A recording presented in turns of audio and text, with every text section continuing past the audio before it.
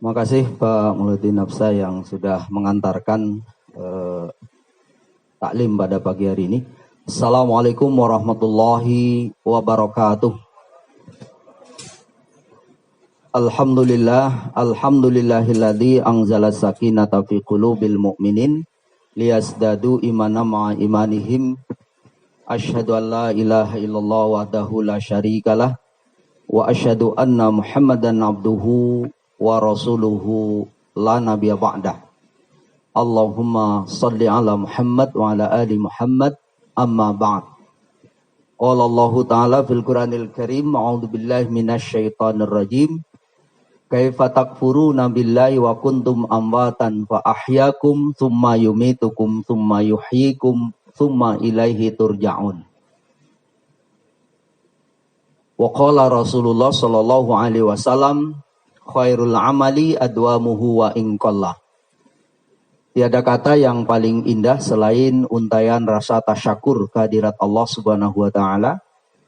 Shalawat beriring salam semoga tercurah kepada junjungan alam Nabi Agung Nabi Muhammad Rasulullah sallallahu alaihi wasallam yang telah menegakkan dinul Islam di muka bumi ini hingga akhir zaman. Yang kami hormati segenap pengurus beserta jajarannya, Bapak Ibu, segenap ulama. Usia lanjut makin asik saja. Ya, jadi Bapak Ibu adalah ulama, jadi usianya lanjut tidak berarti loyo, tidak berarti terus lemah, tidak, tetapi bisa justru malah produktif gitu ya. Nah, oleh sebab itu yang menyebabkan kita produktif ya karena rajin bangun pagi ini ya. Apalagi kalau bangun pagi ya, setelah lewat jam 2 itu mandi itu yang paling bagus ya. Mandinya itu, jadi mandi itu yang terbagus itu sebelum matahari terbit, sebelum matahari terbenam. Kalau pagi itu sebelum matahari terbit, kalau sore sebelum matahari terbenam. Cuman kalau orang Jakarta sebelum matahari terbenam susah ya Pak saya. Sampai rumah udah malam ya. Dan itu jadi memang karena apa? Disitulah nanti kita akan menjadikan hidup insya Allah menjadi sehat dan walafiah. Bapak Ibu yang dirahmati Allah, nama saya tadi sudah disampaikan Basuki Sudarwo, tapi karena anak pertama saya namanya Fauzan, saya juga disebut sering Abu Fauzan, maksudnya bapaknya Fauzan begitu ya. Bapak Ibu yang dirahmati Allah, materi ini sebetulnya lanjutan dari apa yang saya sampaikan pada kajian bulan Ramadan yang lalu. Bagaimana sebenarnya planning kita ke depan itu seperti apa. Saya hanya ingin menulis biar agak keren dikit ya, kira-kira manajemen husnul khotimah. Kenapa disebut husnul khotimah kita manage? Bapak Ibu, hidup yang cuman sebentar saja, itu di-manage-nya luar biasa Pak. Ya kan? Jadi ketika Bapak Ibu dalam perspektif kehidupan sehari-hari itu memanage-nya luar biasa. Rencananya luar biasa. Apalagi pendidikannya luar biasa. Bagaimana? Agar hidup enak. Itu Pak tujuannya. Agar hidup enak. Tapi seringkali kita lupa bagaimana agar mati enak. Itu penting Pak. Kalau hidup berapa lama Pak di dunia? Ada bocorannya Bu. Dulu udah saya kasih bocorannya Bu. Dalam hadis Rasul itu kan a'maru ummati ma baina sitin ila sab'in. Umur umatku antara 60 sampai 70 tahun. Apalagi Pak kalau dibandingkan dengan nanti waktu di sisi Allah, maksudnya di akhirat, gitu kan? Inna yauman 'inda rabbika ka'alfi sanatin mimma ta'uddun. Demikian ya, surah 22 ayat 74. Sesungguhnya hitungan hari di sisi Allah itu, ya, besok di yaumil akhir itu, satu hari di yaumil akhir 1000 tahun di dunia. Gitu. Jadi 24 jam itu 1000 tahun. Kalau 3 jam berapa Pak? 125 tahun ya. Nah, umur manusia itu 60 sampai 70. Berarti Bapak Ibu, hidup kita di dunia ini kalau dibanding dengan di sana berapa Pak? 1,5 jam saja. Pak, kira-kira kalau Bapak Ibu dalam waktu 1,5 jam, dulu di TV itu kan ada acara apa itu ya, rezeki nomplok. Misalnya dikasih uang 1 miliar, suruh ngabisin 1,5 jam. Dibeliin apa Pak? Kira-kira Bu? Kira-kira gitu ya. Pikiran pertama mesti ya materi kan. Beli rumah, mobil gini. Padahal udah punya juga. Tapi tidak pernah berpikir. Semua itu akan ya belilah sekedarnya oke. Tapi selebihnya apa? Jangan sampai nanti kita menyesal Pak. Sebagaimana surah Al-Munafiqun ya. Surah 63 ayat 10 itu ya. Apa itu? Allah memperingatkan kita betul. Ya, ya ayyuhalladzina amanu la tulhikum amwalukum wala auladukum an dzikrillah. Wa may yaf'al dzalika faulaika humul khasirun. Ayat 9 ya.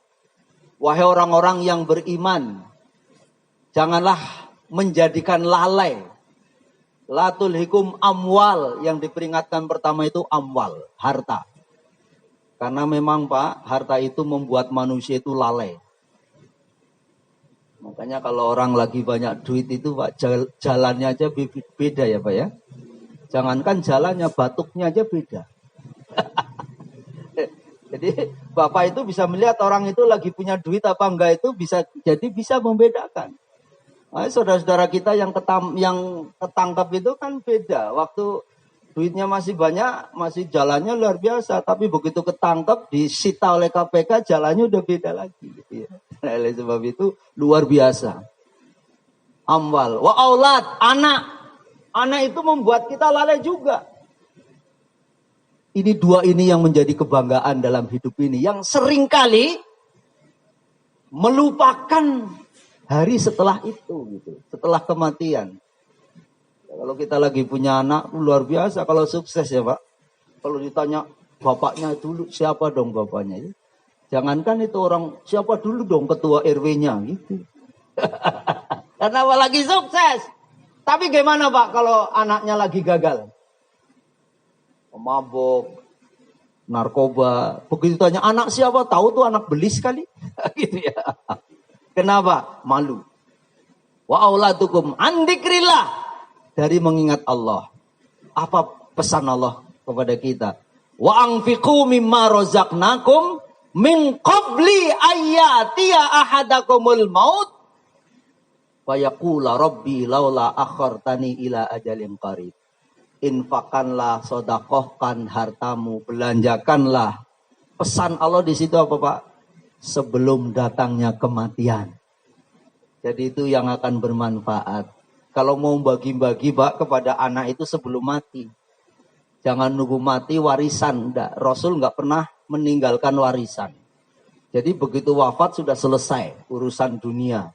Ini seringkali ntar dulu. Pelitnya luar biasa sama keluarga saja ya. Seringkali ditahan yang pada akhirnya jadi rebutan. Baru dia menyesal. Apa penyesalan dia? Wa anfiqu mimma razaqnakum min qabli ayyatiya ahadakumul maut fayaqula rabbi laula akhartani ila ajalin qarib. Pak, kalau ada orang yang sekaratul maut itu sering kali Pak minta ditunda. Wahai Tuhan, tunda sebentar aja. Kalau kayak anak muda di sini, swear Tuhan, gitu kira-kira.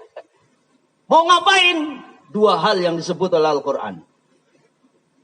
Yang pertama apa Pak yang disebut? Fa'as-sodaqoh. Oh. Mengapa kau fa'as-sodaqoh? Karena sodakoh itu amal yang paling simpel, singkat, dan itu luar biasa dampaknya. Kalau sholat kan harus wudhu dulu, apalagi. Belum lagi kalau airnya nggak ada misalnya ya. Haji apalagi harus nunggu dulu. Yang paling simpel adalah sodakoh. Makanya tadi saya tanya, kalau kita diberi uang 1 miliar, ya katakan beli secukupnya, setelah itu untuk apa? Jawaban kita adalah fa'as sodako. Karena nanti apa? Agar hidup enak iya, agar mati enak, Bu. Agar hidup enak kan ngursusis anak luar biasa ya, Bu. Kursus ini, bahasa itu. Tujuannya untuk apa? Agar hidup enak. Tapi kalau kita tanya, berapa lama hidupnya? 60 sampai 70 tahun alias 1,5 jam. Tapi untuk mati enak, seringkali lupa. Pernah, Bu, ada kursus bagaimana agar mati enak? Ya ini kursusnya. Pelatihannya ini nih. Bagaimana memanage agar kita husnul khotimah. Insya Ibu Bapak, ketika kita mendoakan saudara kita mudah-mudahan Bapak Ibu husnul khotimah itu ketika lagi seger begini. Walaupun saya suka diomelin sama pasien, Pak Absa. Jadi suatu ketika saya datang, Assalamualaikum, kata Bapak, Waalaikumsalam. Terus mudah-mudahan Bapak husnul, jangan dulu Pak, saya belum pengen mati Pak. Begitu. Jadi seringkali kita ini suka kurang pas. Begitu ada berita duka, inna lillah wa inna ilaihi roji'un. Apa doa kita? Mudah-mudahan husnul khotimah. Walaupun ya benar juga, tapi kurang pas. Kurang pasnya kenapa? Sudah telat. Pak, kalau yang namanya doa itu kan akan mampu merubah dia.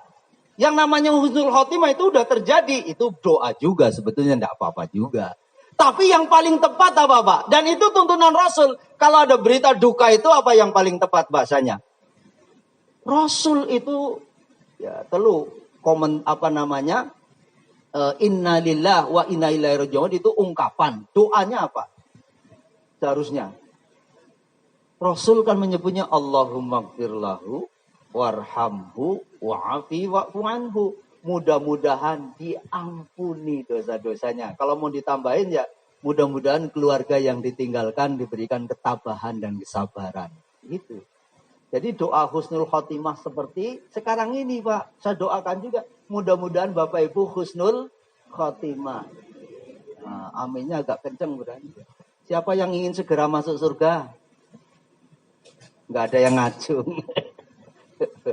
Jadi katanya kalau segera masuk surga ya katanya syaratnya apa Pak?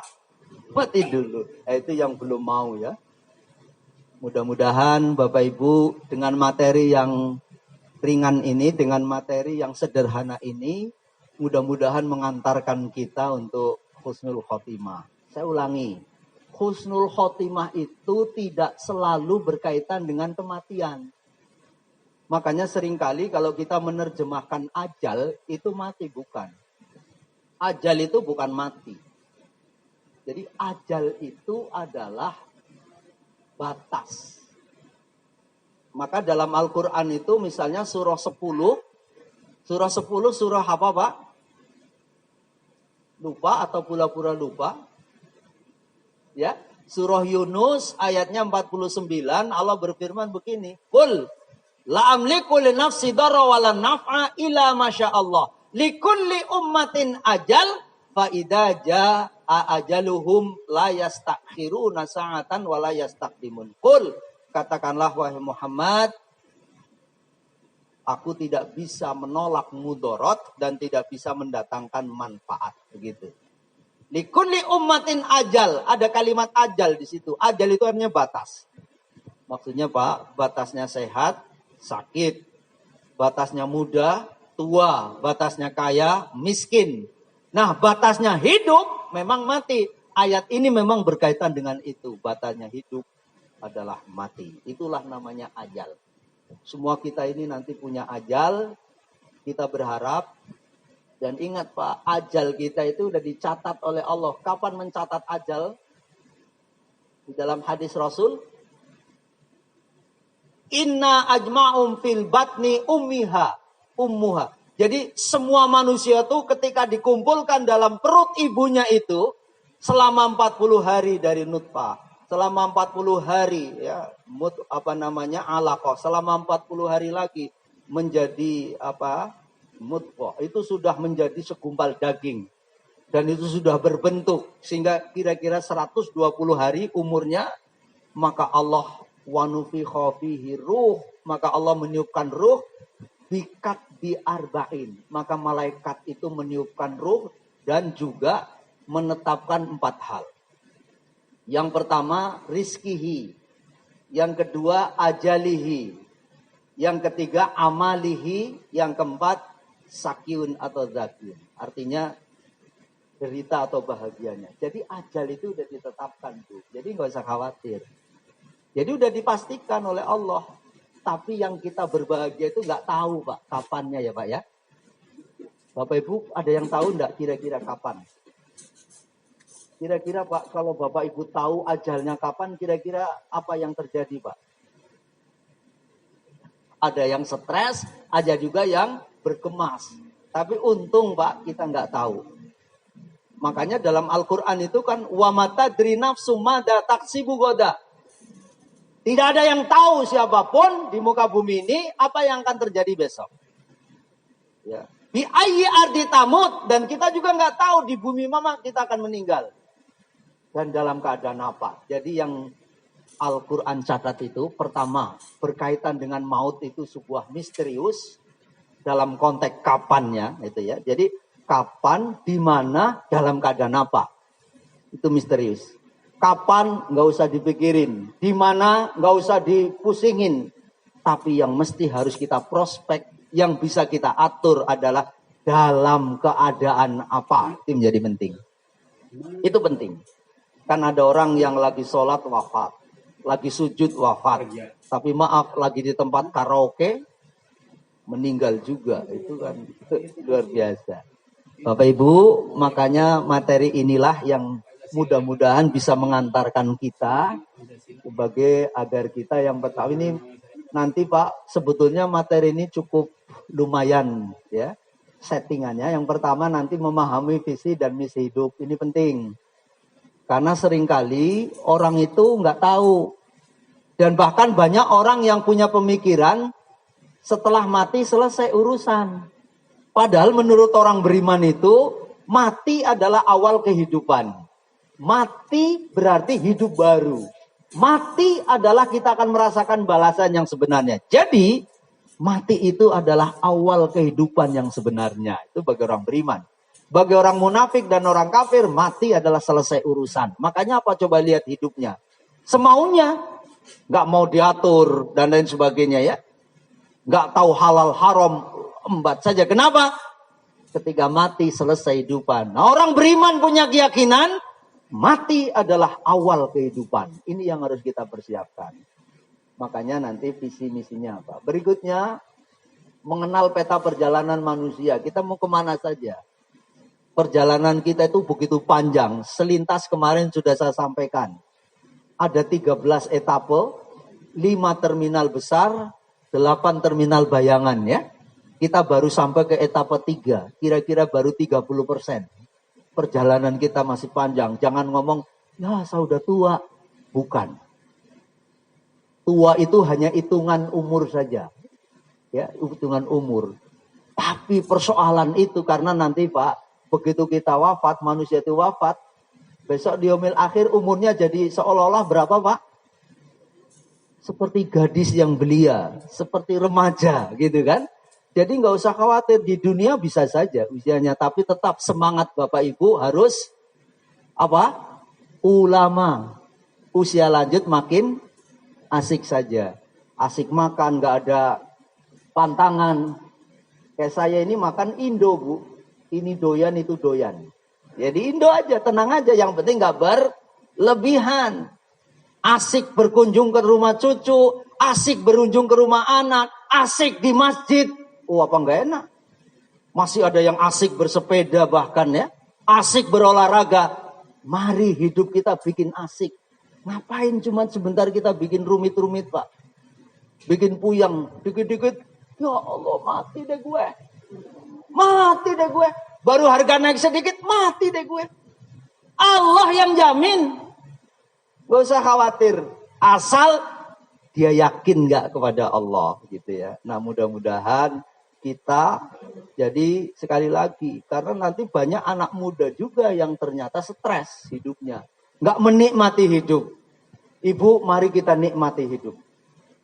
Bahagia dalam hidup. Bapak Ibu bahagia kan?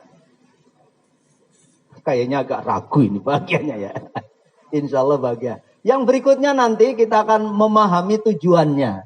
Jadi bagaimana mungkin kalau kita mau perjalanan jauh tapi nggak tahu tujuannya. Alangkah tersiksanya kita di dunia. Yang berikutnya, beramal cerdas di waktu terbatas. Kenapa di waktu terbatas? 1,5 jam. Kalau di dunia 60 sampai 70. Maaf Pak, ada yang sudah lebih Pak? Banyak ya? Alhamdulillah. Mudah-mudahan. Ya, mudah-mudahan terus nantinya husnul khotimah. Yang berikutnya, tazkiyatun nafs selama hidup. Mengisi waktu hidup dengan kebaikan. Ini. Yang berikutnya nanti, pentingnya muhasabah selama hidup. Istighfar sebagai media menuju husnul khotimah. Nanti yang terakhir ujungnya adalah mengakhiri hidup dengan kebaikan. Inilah kira-kira Pak, yang nanti akan kita bahas. Saya tidak tahu kapan bisa kita selesaikan, tapi santai saja, menyelesaikannya santai saja. Kalau terburu-buru nanti juga kita nggak menghujam ya. Jadi materi ini saya nggak akan terburu-buru, ya sudah sekelarnya ya. Mudah-mudahan kita nanti punya kesempatan waktu lagi untuk sambung, terus bersambung gitu ya.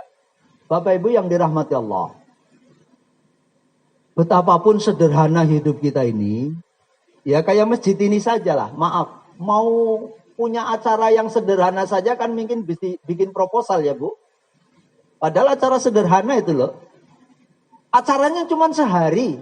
Nggak sampai sehari, hanya hitungan jam. Tapi proposalnya luar biasa. Pernah nggak kita punya proposal yang tentunya nanti punya value, ada misi di dalamnya, ada visinya juga. Padahal perjalanan yang begitu panjang, sederhananya begitu ya Bu ya. Rumah tangga kita juga begitu. Nah rumah tangga kita juga harus punya visi misi dan lain sebagainya. Apa sebetulnya? Kalau kita bicara tentang itu nanti kita akan lihat bareng-bareng. Bapak Ibu yang dirahmati Allah, bagaimana kita mencoba untuk memahami visi dan misi. Nah, yang pertama, ini menarik. Ada sebuah kisah yang menarik. Suatu saat Amirul Mukminin, siapa itu Amirul Mukminin? Siapa? Umar? Amirul Mukminin siapa? Umar bin Khattab. Umar bin Khattab itu suatu ketika jalan-jalan. Ketika dalam perjalanan itu menyaksikan seorang kakek yang sedang menanam kurma di kebun miliknya. Terus si kakek itu ditanya, "Kaifa asbahtum ya ashabi?" Bagaimana kabarnya pagi hari ini? Alhamdulillah baik. Terus apa yang kalian lakukan? Mata'mal. Apa yang? Saya sedang menanam pohon kurma wahai Tuhan. Menanam pohon kurma, begitu kira-kira. Kakek nanti kalau nanam pohon kurma nggak bakalan panen. Mungkin kalau dihitung kira-kira ya sebentar lagi gitulah kira-kira ya. Karena apa? Pohon kurma itu kalau ditanam buahnya berapa lama Pak? Itu puluhan tahun katanya ya. Begitu ditanam puluhan tahun bisa panen. Jadi kira-kira ini kakek nggak bakal itu ya. Jadi kakek nggak bisa memanen. Kakek ini nggak bisa merasakan nikmatnya kurma, manisnya kurma. Ngapain nanam kurma? Kata si kakek itu bangun dengan pandangan yang tajam. Wahai Tuhan, bukankah Tuhan itu makan kurma hari ini? Itu yang nanam kakek Tuhan dulu. Yang mungkin kakek Tuhan dia tidak makan kurmanya. Tapi ingat Tuhan, kakek Tuhan punya keyakinan dia punya cucu, punya anak. Seperti Tuhan ini. Yang hari ini, yang menikmati adalah anak dan cucunya. Lebih dari itu, maka si kakek itu nanti akan menerima imbalan begitu luar biasa besok yaumil akhir. Jadi makanya Pak, sebetulnya infak sodakoh yang terbaik itu bukan kurmanya. Tapi pohon kurma. Itulah namanya nanti dalam bahasa Al-Quran itu ada amal asar. Ada amal qaddama, ada amal asar. Asar itu artinya begini. Masjid ini asar nih Pak. Maaf, mungkin pendiri masjid ini yang bahkan rajin menyumbang itu bisa jadi sudah almarhum atau almarhumah, sudah meninggal. Tapi Pak yakin hari ini beliau itu tersenyum di alam barzah. Kenapa? Setiap kali pagi hari ini kita pakai itu masjid, dia tersenyum menerima kebaikan. Karena apa? Dia sudah menanamkan athar. Ibaratnya kakek tadi, dia menanam pohon kurmanya. Bukan sekedar memberi kurma, Pak. Kalau kita infak kurma, memang dapat pahala. Tapi kurmanya begitu dimakan, selesai. Tapi kalau pohon kurma, Pak, panennya berapa kali? Nggak hitungan. Maka kata kakek itu, kalian makan kurma itu karena kakek kalian. Saya punya keyakinan, bisa jadi saya tidak akan makan kurmanya. Bisa jadi. Tapi saya punya keyakinan, saya punya cucu, punya anak. Cucu dan anak saya akan menikmati. Dan saya punya keyakinan, saya akan menikmati besok di yaumil akhir. Dan insya Allah saya akan tersenyum. Bergetarlah jiwa Umar bin Khattab itu sambil menepuk ke punggungnya. Syukron, terima kasih kakek. Kakek sudah mengingatkan saya. Kalau begitu sebagai ucapan terima kasih, ini saya beri beberapa dinar untuk ucapan terima kasih. Kata kakek dalam hati, baru aja nanam udah panen.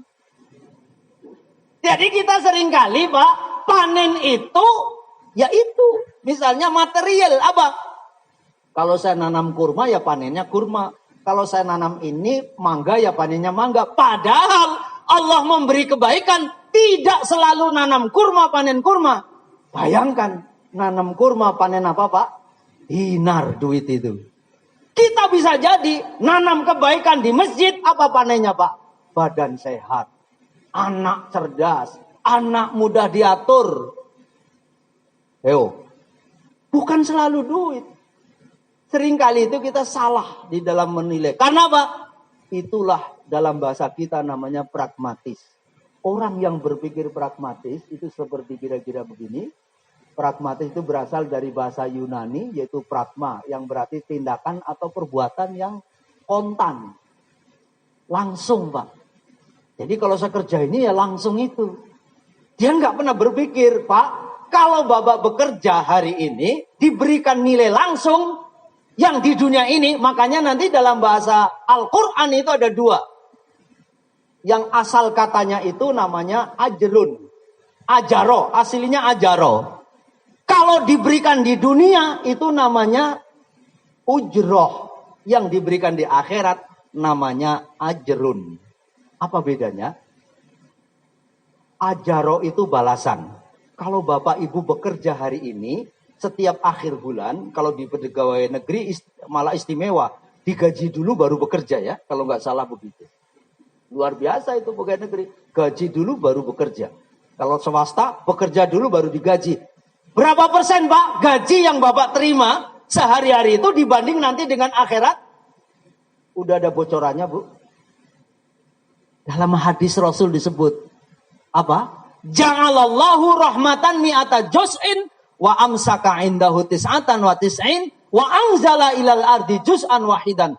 Allah menurunkan nikmat, rahmat, baik di dunia maupun di akhirat, 100 bagian.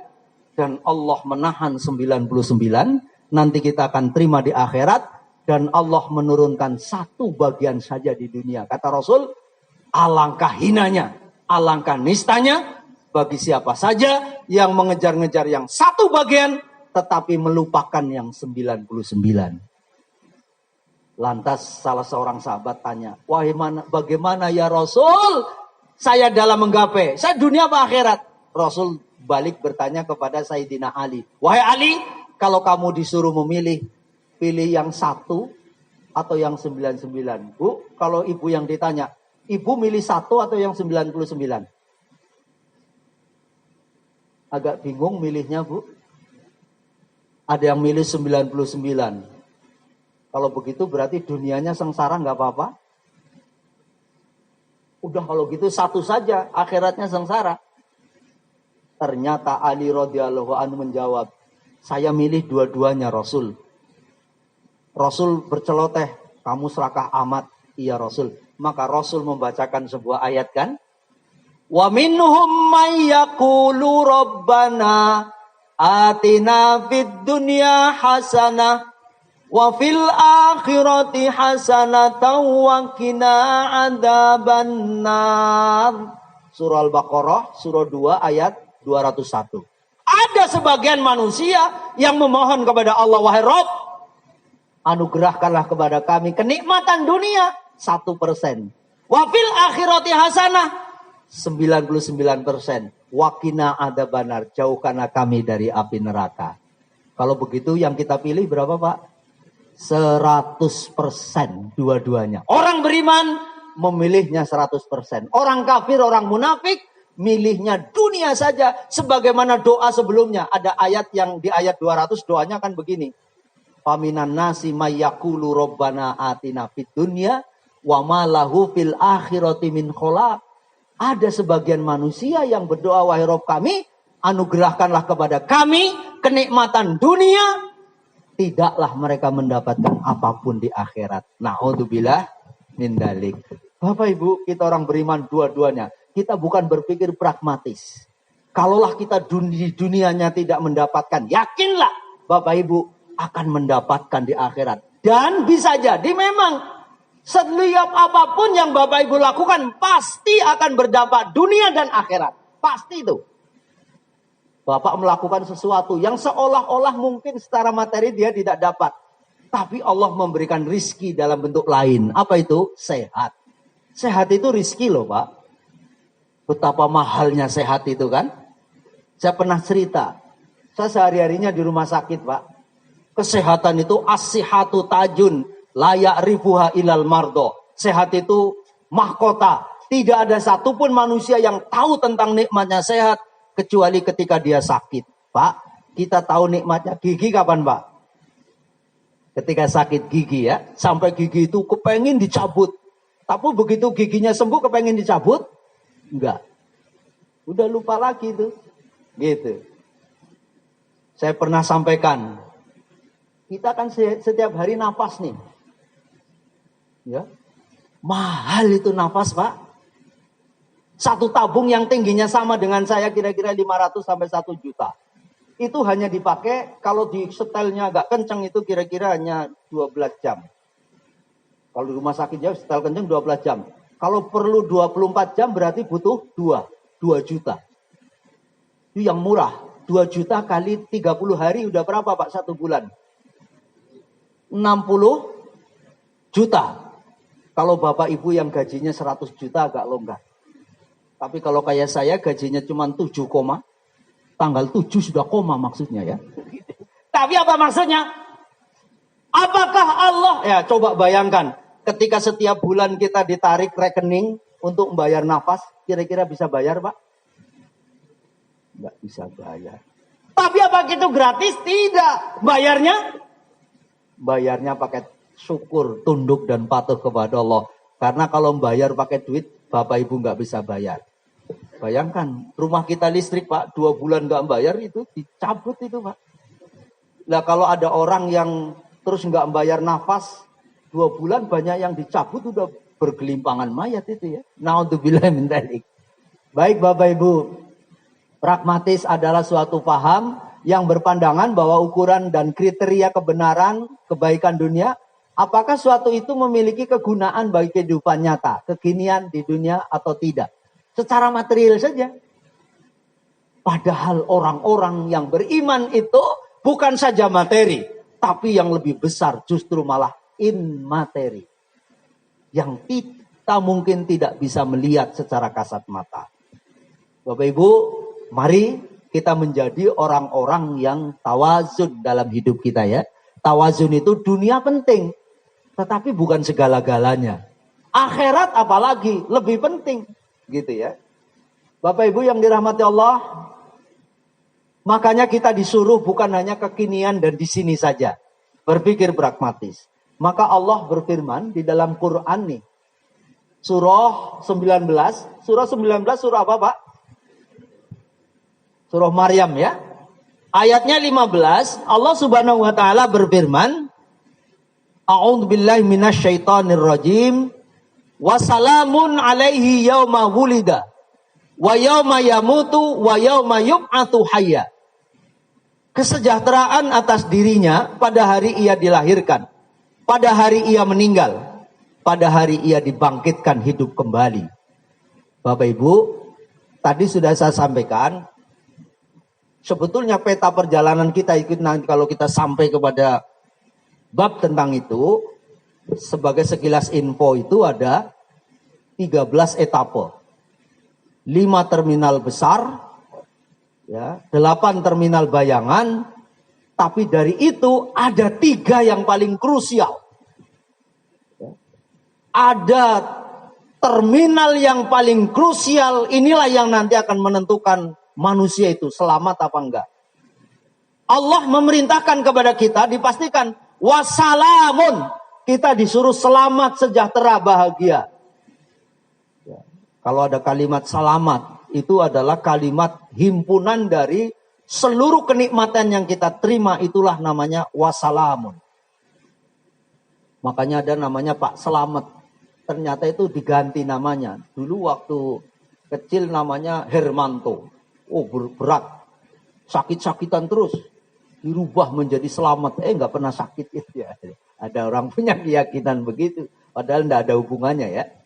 Intinya, betapa memang kita disuruh memiliki pandangan jauh ke depan untuk memudahkan kira-kira ini, Pak. Ya, bayangkan nih, ada 3 yang pesan Allah. Yang pertama, wassalamun alaihi yauma wulida, ketika kita dilahirkan di dunia. Bapak Ibu, pastikan kehidupan kita di dunia itu mulia dan bahagia. Pastikan, apapun profesi Bapak, apapun yang kita miliki. Jadi orang bahagia itu tidak selalu menuntut banyak harta dan tinggi kedudukan. Karena banyak pengalaman, saya mengalami betul, menyaksikan betul ya. Seorang pengusaha muda dirawatnya di kelas VVIP.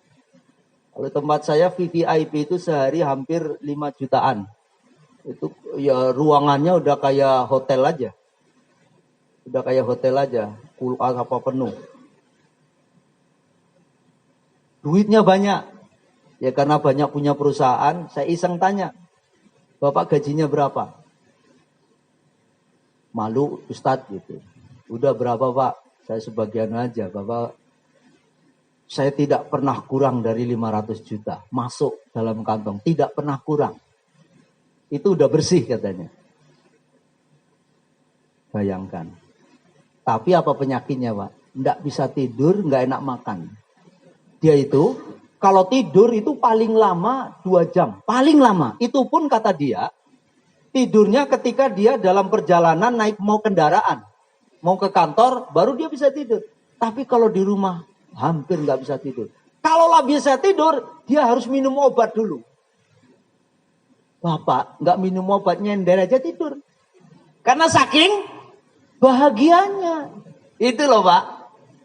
Itu. Cuman jangan kebablasan subuhnya ya. Kita bersyukur. Ini ada orang cuman mau tidur saja itu harus minum obat. Makan Pak, maaf. Makan bubur saja itu nggak boleh pakai ayam. Gimana tuh? Padahal serba punya tuh. Uangnya banyak. Tapi menderita. Bahkan dia bilang yang paling menderita. Ustadz, saya sudah dirawat di rumah sakit Ustadz sampai berapa 3 hari ini. Keluarga saya belum ada yang nengok. Yang katanya istri mencintai saya. Katanya anak cinta saya. Sampai hari ini belum ada yang nengok. Lah terus yang mondar-mandir Bapak Ibu itu siapa? Supir dan pembantu saya. Oh kalau begitu supir dan pembantu yang setia sama Bapak. Luar biasa. Saya menderita Ustaz. Menderita. Gimana tuh? Dunia. Gak mesti harus banyak duit. Ya. Oleh sebab itu, duit itu penting. Tetapi bukan segala-galanya. Karena buktinya, dia gak merasakan. Makanya kata Umar bin Khattab itu, kalaulah kalian itu ingin merasakan puas di dunia, gak pernah akan bisa. Karena apa? Kalian memiliki 1 gunung emas menginginkan 2. Diberikan 2 menginginkan 3. Sampai mulutmu ditutup dengan tanah. Gitu. Jadi Pak, orang yang punya uang triliunan apa kurang? Ya kurang. Kalau ukurannya itu, kata Umar bin Khattab, kalian gak pernah bahagia di dunia ini. Lah terus yang membuat bahagia itu apa? Saya dekat dengan Allah. Banyak duit, dekat dengan Allah. Indah bener. Kayak siapa Pak? Nabi Sulaiman. Nabi Sulaiman banyak harta, istri cantik, tapi dekat dengan Allah. Ketika ditanya, ini rizki dari mana begitu banyak? Wahai Sulaiman, hada min fadli Rabbi. Ini adalah milik Allah. Saya juga akan kembalikan kepada Allah Subhanahu wa taala. Hidupnya nikmat. Mari Bapak Ibu, kita nikmati hidup, pastikan hidup dunia itu bahagia. Yang enak itu hidup di dunia itu pas-pasan ya Pak, katanya ya. Jangan berharap menjadi orang kaya lah. Ternyata orang kaya itu juga banyak utangnya juga. Yang triliunan itu miliaran utangnya. Kalau bagi dia miliaran kecil. Makanya juga saya sering mengingatkan, berzakat dan infaklah ketika kita miskin. Sebab kalau kaya itu semakin pelit biasanya. Kan hitungannya telah makin besar ya Pak. Nah oleh sebab itu tidak menjamin. Yang mampu menjamin orang itu bahagia, nih.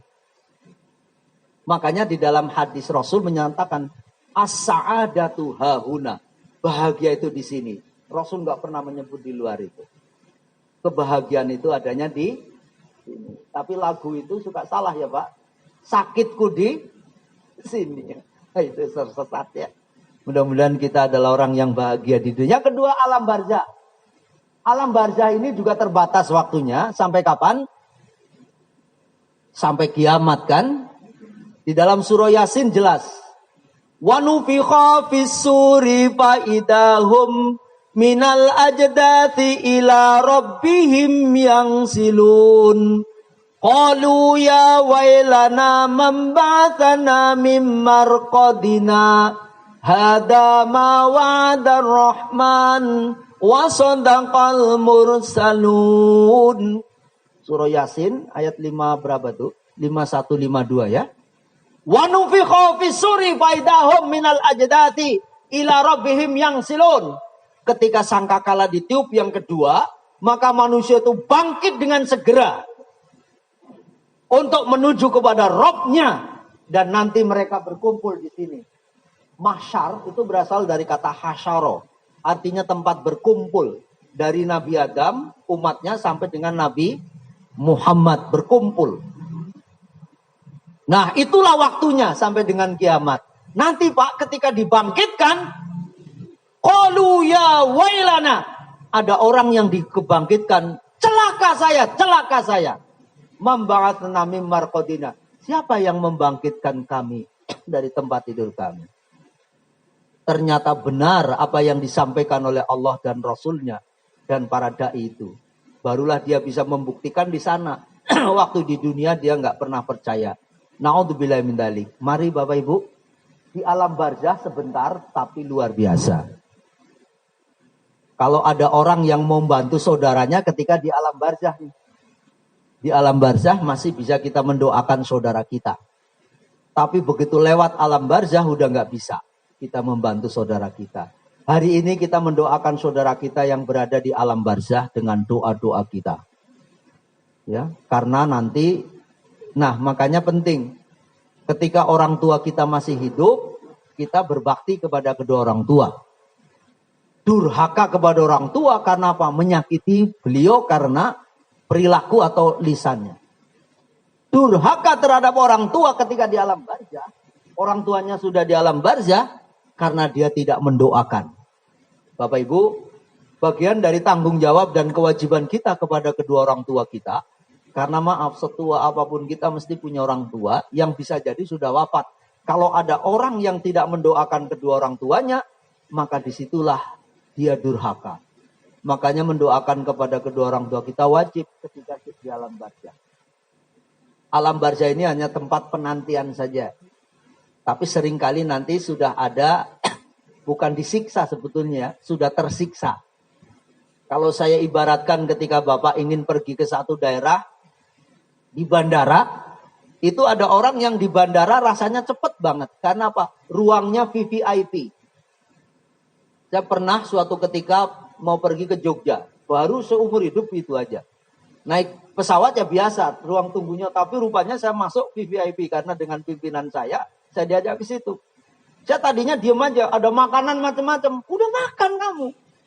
Oh boleh ini, boleh, saya bikin bayar. Saya diem saja. Begitu saya lagi bergegas mau makan, bunyi itu. Bapak pesawat nomor sekian, sebentar lagi, aduh kok cepet banget ya. Ada TV sejuk, dia orang yang di alam barzahnya karena apa? Amalnya baik. Sebentar tapi nikmat. Tapi nanti ada orang yang di ruang tunggu itu, wah, ruang tunggunya udah pengap, bisa jadi seperti WC itu, banyak kecoaknya apa, aduh, lama betul. Nanti ada juga orang yang di ruang tunggu ini, maksudnya di alam barzah itu, seolah-olah begitu luar biasa, tersiksa akhirnya ya. Baru nanti di alam mahsyar. Ini Bapak Ibu, menjadi hal yang penting ketiga tempat ini. Syaratnya sebetulnya cuma apa? Illalladzina amanu wa amilus solihah. Itu syaratnya. Bagaimana agar kita selalu beriman, kuatkan iman kita, dan amal soleh insya Allah. Rasul juga pernah berpesan. Sedikit lagi. Rasanya kok cepet ya. Perasaan baru ngomong tadi ya. Gitu. Ini doa Pak. Doa ini penting. Jadi ini Rasul ternyata mengajarkan kepada kita betapa memang, maaf nih, Rasul juga sudah berpikir jauh ke depan. Allah tadi jelas ya di surah 19 ayat 15. An Abi Hurairah qala Rasulullah sallallahu alaihi wasallam. Ya. Apa? Ida tasyahada ahadukum falyasta'id billah min arba'in. Yaqul Allahumma inni a'udzubika min adabi jahannama wa min adabil qabri wa min fitnatil mahya wal mamat wa min syarri fitnatil masihid dajjal. Dari Abu Hurairah radhiyallahu an mengatakan Rasulullah sallallahu alaihi wasallam bersabda, apabila di antara kalian telah bertasyahud akhir, tanda tasyahud akhir itu ketika Bapak sudah membaca, melafalkan innaka hamidum majid, berarti tasyahud sudah selesai, jangan langsung salam. Rasul memerintahkan kepada kita, maka minta tolonglah kepada Allah dengan 4 hal. Yaqul Allahumma inni a'udzubika min adabi jahannam. Allahumma ya Allah, aku mohon perlindungan kepadamu dari yang jauh dulu, adab jahannam dulu. Yang berikutnya, wa min adabil qabri tadi ya. Dari adab kubur atau alam barzah tadi. Wa min fitnatil mahya wal mamat wa min syarri fitnatil masihid dajjal. Yaitu dari yang namanya berlindung fitnah kehidupan dan kematian, dan dari keburukan fitnah al-masih ad-dajjal. Rawahu Muslim, nomor hadisnya 588. Sahih. Maaf, Rasul tidak pernah meninggalkan doa ini, baik sholat wajib maupun sunnah. Jadi sebelum Bapak Ibu salam, itulah visi kita ke depan. Di samping kita berikhtiar, tapi jangan lupa selalu berdoa kepada Allah agar apa? Mati enak. Setelah mati juga enak, ketika mati juga enak. Insya Allah. Apalagi karena ini tempat kita nanti yang sebenarnya. Yang tentu surga nanti ya. Jadi tempat kita itu hanya ada 2. Surga atau neraka. Kita harus tentu menjadi orang yang ahli neraka. Dan bahkan saya sampaikan ahli surga yang langsung. Bukan mampir dulu. Jadi yang langsung, bahkan bila perlu Pak, nggak pakai ditimbang.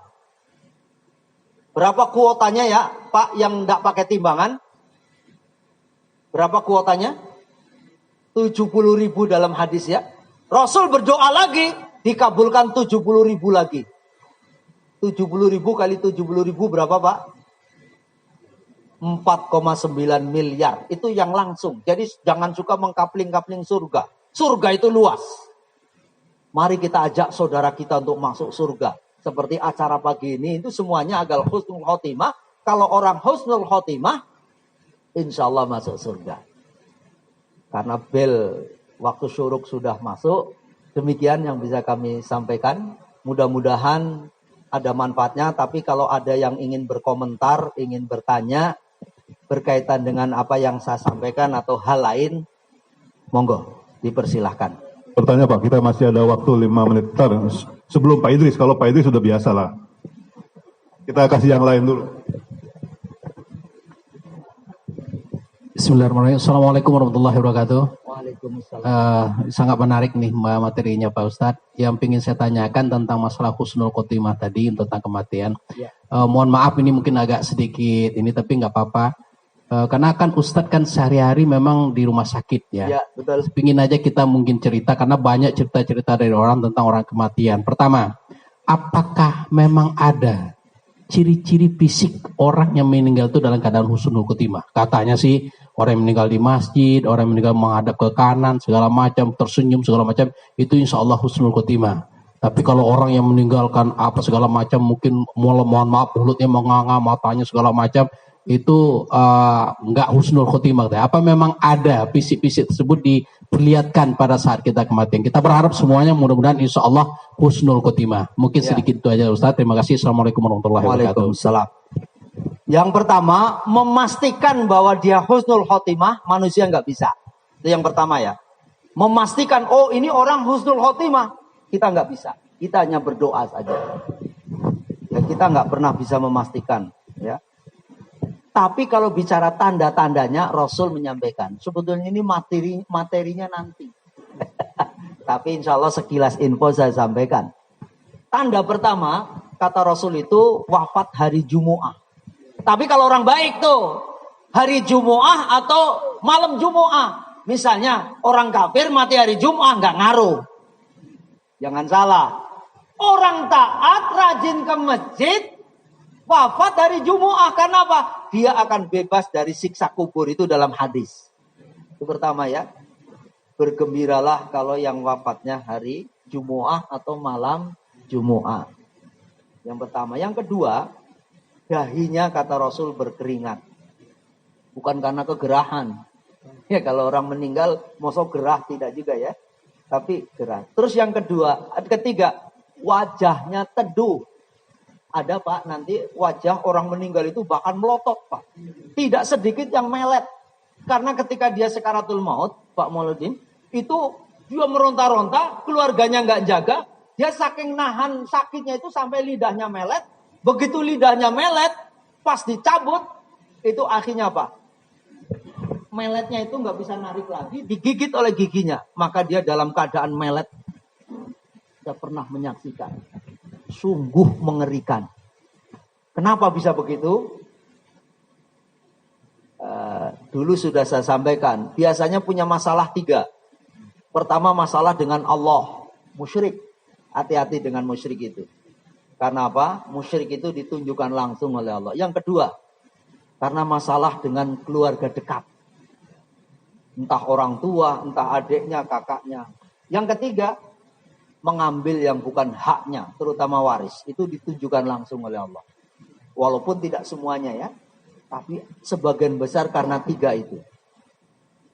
Itu kira-kira tanda-tanda orang yang sebetulnya ada sekitar hadisnya ya, kalau bicara hadis ada sekitar 8 tanda-tanda orang yang sakaratul maut. Dan ya sebagai info juga mati ketika dia beribadah. Ya, misalnya lagi sholat dia wafat, kan banyak tuh Pak. Wafat dicabut oleh Allah dalam keadaan beribadah, apapun bentuk ibadahnya. Itu tanda-tanda ya Pak. Tapi yang pasti manusia tidak bisa memastikan. Kita nggak bisa memastikan. Hanya kita memohon kepada Allah agar ketika seperti sehat sekarang ini, ya agar kita nanti akhirnya husnul khotimah. Saya kira itu, Mas. Ada lagi Pak selain Pak Idris nih? Sebelum saya tawarin ke Pak Idris, ada Ibu yang mau tanya? Bapak yang Apa? Ada Pak? Tadi ada yang sebentar, ada yang bisik-bisik ke saya nanti, tapi nggak usah dipaham katanya. Ada nggak sih doanya kalau orang mau memandikan jenazah? Tadi saya Bapak, oh Bapak ya. Maaf, saya sudah 35 tahun Pak menyelenggarakan jenazah dan ribuan jenazah yang saya mandikan. Itu saya belum menemukan hadis bacaan kalau kita mau mandiin jenazah. Dan hari ini pun kita kalau mandiin jenazah nggak ada bacaannya. Apa? Kullu amrin dibalin la yubda'u bi bismillahirrahmanirrahim. Kalau dikatakan bacaan ya bismillah. Jadi setiap kita akan mengawali satu pekerjaan baik, terutama memandikan jenazah, itu gak ada lain ya bismillahirrahmanirrahim. Niat dalam hati memandikan jenazah. Bacaan-bacaan yang lain gak ada. Kalau yang ditanya dari Rasul. Tapi kalau bikinan manusia banyak. Sebab nanti ada orang yang memandikan jenazah itu bacaannya macam-macam. Tujuannya apa? Saya tahu tujuannya. Agar orang lain malas mengapalinya, jadi gak mandiin jenazah. Jadi yang mandiin jenazah dia aja terus. Itu sebetulnya karena kapling. Jangan salah. Bahkan nanti enggak itu, Pak. Ketika gosok, Mas, nanti ada bacaannya sendiri. Ketika gosok matanya ada bacaan sendiri. Alah, puyeng banget. Udahlah, biarin kamu aja yang mandiin. Padahal, Pak, mandiin jenazah itu tugasnya siapa? Ahli waris. Bahkan Rasulullah kan pernah mengatakan, wahai Aisyah, kalau saya mati, kalau saya meninggal, kamu yang mandiin saya. Makanya Bapak nanti sampai rumah, Bu, kalau nanti Ibu meninggal, saya yang mandiin ya. Itu ngomong, berani nggak sama ibunya begitu? Bapak dulu kali, gitu ya.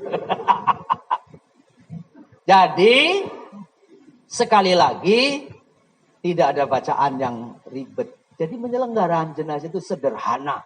Mengapa kok menyelenggarakan jenazah itu juga tugasnya ahli waris? Pertama, karena ada tugas yang pokok, yang penting. Karena apa? Harus menjaga rahasia. Begitu mandi jenazah, tahu nggak tadi? Saya waktu mandi jenazah, jarinya 6 loh. Oh, pantesan selama hidup aja pinter ngambilin barang orang karena 6 gitu kan. Itu fitnah, itu nggak boleh. Karena apa? Ketika tidak bisa menjaga rahasia, berbahaya. Karena besok akan dibuka rahasianya di yaumil akhir.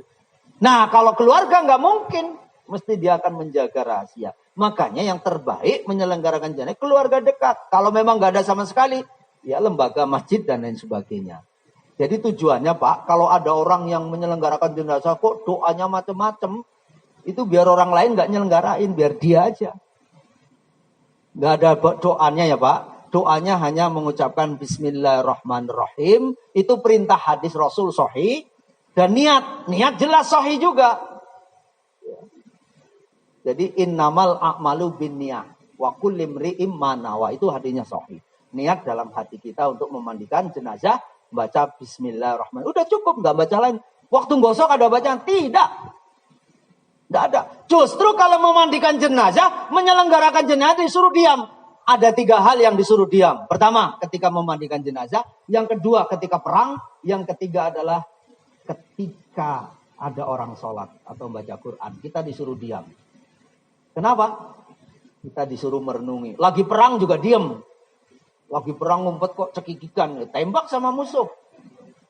Ya. Ketika apa? Ketika baca Quran kita disuruh diam. Faang situ. Jadi mau menyelenggarakan jenazah nggak ada.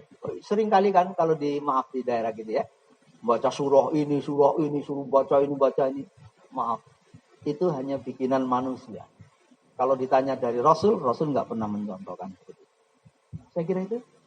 Monggo Pak. Tadi Bapak. Berarti masih ada 2 menit. Ya. Waalaikumsalam warahmatullahi wabarakatuh. Iya Pak. Ya baik. Ya. Ya.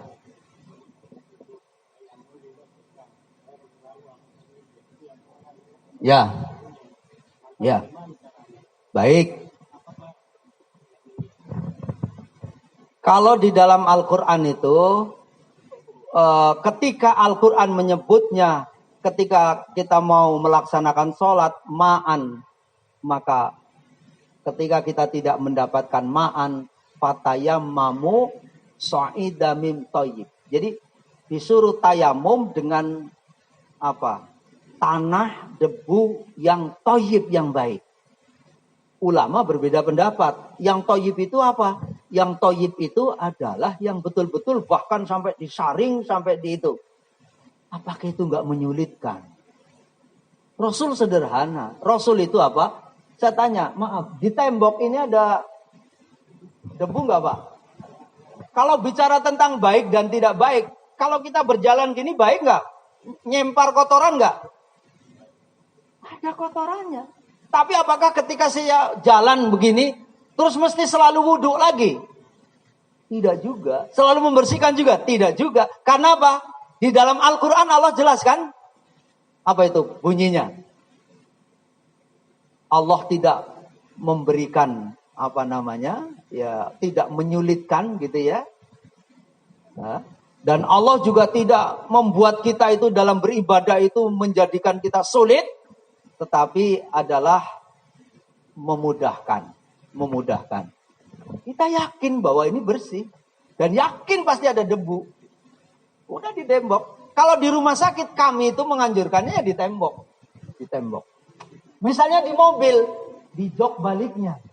Di jok balik misalnya ini buat nyandarnya. Di jok baliknya. Itulah di situ mesti ada tayamum. Kalau ada tanah yang betul-betul suci. Kalau masih ada. Ya kalau minum itu kan untuk minum. Sayang kan? Udah bertayamum. Karena memang harus kita praktekkan. Fatayamam. Kita disuruh bertayamum. Bahkan di ini juga ada bersih. Di mobil bisa di dekat kaca. Tapi jangan di kaca. Karena kaca itu kan mundur. Kalau nggak ada sama sekali. Yang bagus malah di jok mobil itu. Nah, iya. Disitulah kita bertayamum. Nah, tayamum itu seringkali orang tidak paham juga.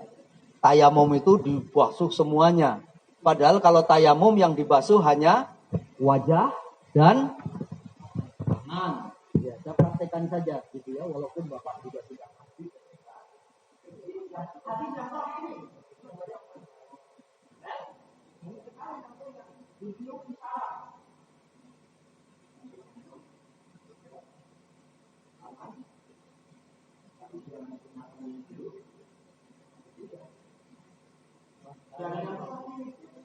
Walaupun nanti ada yang ngajari nempel lagi. Jadi dua kali nempel yang untuk wajah dulu. Ada bahkan yang sampai situ.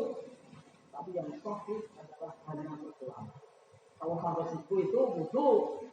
Tapi untuk tayamum hanya satu. Sederhana Pak beragama itu. Udah kita sholat. Jadi boleh ditembok. Ya, jadi tidak sulit kita dalam beragama. Dalilnya di dalam Quran surah Al-Maidah ayat yang ke-6. Baik, demikian sekilas info yang bisa kami sampaikan. Insya Allah nanti kita akan lanjut kepada bab ini. Kalau nanti kita ada waktu, nanti saya tinggal nunggu info dari Pak Mauludin Absa yang mudah-mudahan kita masih dapat bersama untuk memanage sehingga kita nanti hidup enak, insya Allah iya. Tetapi yang paling penting adalah mati enak, Pak. Karena apa? Disitulah kita akan hidup lamanya. Ya, kalau dia akan hidup bahagia, akan bahagia selama-lamanya. Saya kira itu. Mari kita akhiri dengan doa kafaratul majelis. Subhanakallahumma wa bihamdika. Asyhadu an la ilaha illa anta astaghfiruka wa atubu ilaik. Mohon maaf. Billahi taufik wal hidayah. Wassalamualaikum warahmatullahi wabarakatuh.